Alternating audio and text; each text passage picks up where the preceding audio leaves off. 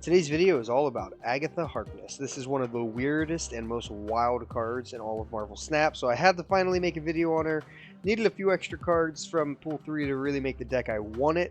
So I finally got there, and here is what I came up with. So Agatha is a 6-drop, 14 power.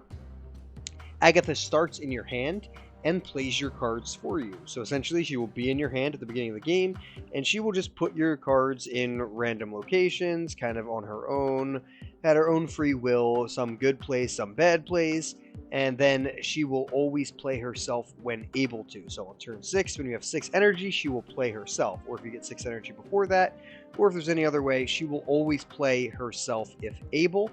And when she is played or when she is discarded from your hand, you gain control back of the deck. So that's the key here. So this deck essentially is trying to do so on turn 3. We want to take back control of the deck on turn 3. So early, we just run Domino. You will always draw Domino on turn 2 and not before. So we'll have a starting hand, and then we will go to turn 2 and draw Domino. Agatha will play Domino, and then ideally, we will have one of the next 2 3-drops. We will either have Wave, who, on reveal, next turn, cards in both players' hands cost 4, so then you will play Agatha, or she will play herself on turn 4, putting you back in control of the deck by turn 5, allowing you to do some fun things for the next 2 turns. Or you will play Lady Sif, who will discard the highest cost card from your hand, aka Agatha, and then you will instantly come back into control of the game, and you'll be able to do things from there. So it's very important in this deck to not run anything else below 3 cost here. If you have multiple options, you won't see the line of play to get Agatha out the earliest. So say you have like Wave and Iceman and Korg in your hand or something along those lines, it's not guaranteed that she'll play Wave over the other 2 1-drops. So you want to make sure you have no other options. That's why I just run Domino. So you can play Domino on 2, then you can find Wave or Lady Sif. I don't run Quicksilver.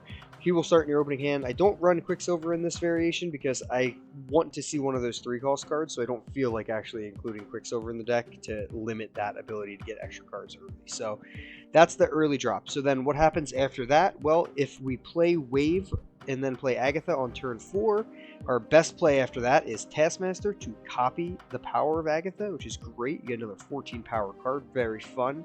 If we discard Agatha with Lady Sif, our best option is to play Ghost Rider, who will bring that card back to this location. So Ghost Rider could be 4 mana for 17 power. It's really good. Now, that's not always the case. We don't always hit those combos, so we just fill in the deck with other high-cost things, but also I keep no other 6-drops in the deck because Lady Sif will discard the highest cost card in my hand. So it's not a guarantee that it would be Agatha if I ran a different 6-drop.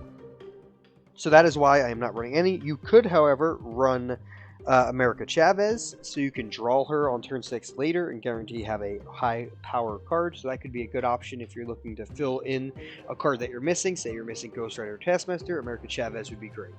Then I just kind of fill in some other good things. I have Enchantress to turn off some nice ongoing abilities. I have Jessica Jones to be a nice 8-power card at a location as long as I don't play a card on top of her. I have White Queen to give me a nice option for my opponent's hand. If it's a 6-cost, I should have already played Lady Sif, so that's fine. Then she's got 6 power. I'm using Hobgoblin, who on reveal, your opponent will gain control. I'm using Gamora, who can be a 12 power, who pairs very well with Taskmaster if you're playing Taskmaster on 6.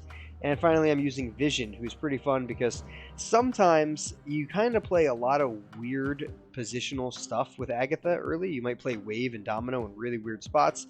Being able to move your 5-drop to a better spot can kind of save you in this deck a little bit. So that is the breakdown of what I'm doing with Agatha Harkness. It's pretty weird. It's very fun.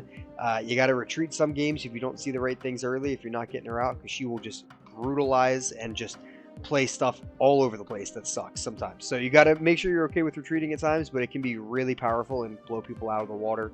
Also, your opponents will not know that you're using Agatha until, you know, discard her player, obviously, but there's no like indicator that you're playing Agatha, so they're going to be confused by some of your plays. They're going to, you know, maybe get a hint, okay, she could be playing an Agatha deck because why would they play that here, blah, blah, blah. But there's no indicator, so it's not really like a clear giveaway that you're playing this. So it can catch people by surprise when on turn 4 you drop like a 14 power guy with either Ghost Rider or with Wave. So it's a fun deck. I'm going to jump into some gameplay right now. Alright, so we got Agatha, Vision, and Enchantress, and then Gamora. So turn 1, so we're really looking for Wave or Lady Sif. We found Wave, so that's great. So we are going to, on turn 2, be able to hit Domino, and then on turn 3, into Wave. So Agatha will, Domino will be drawn right now. She'll come down to a certain location, based upon Agatha's free will. So let's see where she plays. That's a good spot. Good job, Agatha. We appreciate when Agatha plays the cards in the right spot. Never happens. It doesn't always happen, but we'll take it. Opponent missed his 2-drop. Alright, so Wave is coming down. Of course, Agatha wants to throw Wave right on top of the Danger Room. Why not?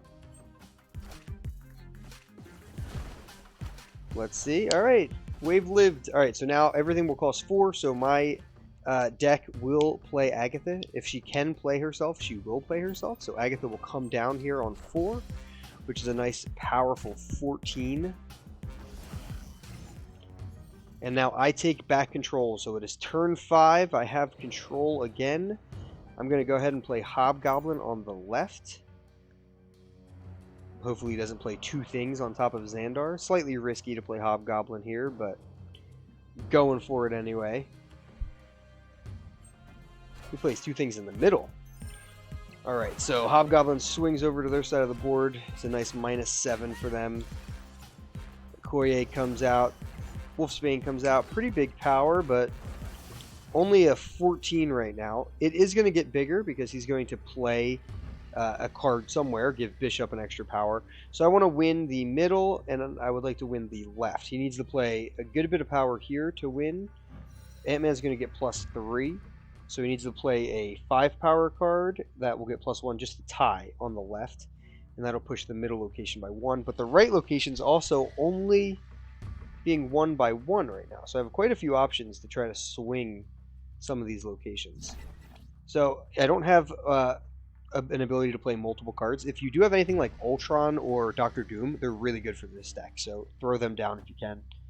Very, very solid. I need to make sure I win this middle location, I think. So I'm just going to go ahead and play Vision in the middle. So we'll see what he does. See if he has enough power to overtake that. Alright, he hits the left location with Scarlet Witch, which shouldn't give him enough power. No, it definitely doesn't give him enough power there. Really reduced his power, actually, with Scarlet Witch.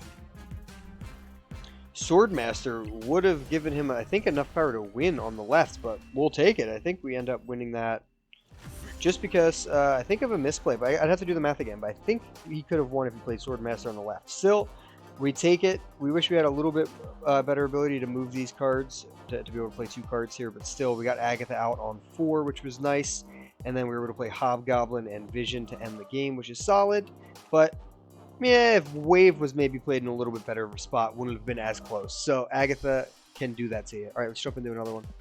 Alright, we got Agatha, Vision, White Queen, Jessica Jones, looking for Wave or Lady Sif, as always.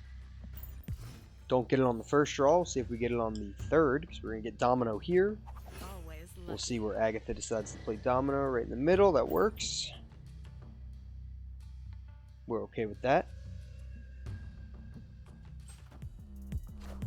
Iceman comes down, hits Taskmaster.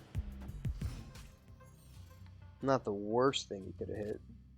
Alright, Wave got drawn now, which is pretty great. Pretty clutch turn 3 draw right there. So Agatha will play herself on turn 4. We'll see where that ends up being. Well, it can't be at the big house, but it can be at Crimson Cosmos. So Agatha's going to come down there. And I am going to need to win the left or right location really bad.